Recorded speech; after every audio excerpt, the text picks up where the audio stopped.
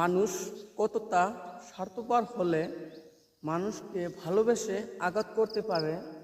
So আমি জানি না আসলে।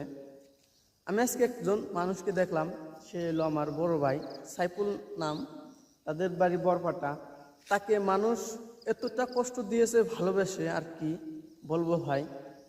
এখন সে কেঁদে কেঁদে সারাদিন চোখের পানি ফেলে।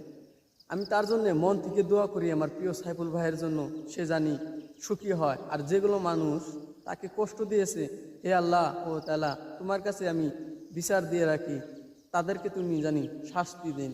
কারণ মানুষ যখন বিচার করে সেটা কিন্তু তাড়াতাড়ি হয়, আর আল্লাহর কাছে আপনারা বিচার দিয়ে থাকবেন, সেটা হয় আজ হয়তো কাল মরার আগে হলেও সেটা আপনাকে দেখায় নিয়ে যাবে।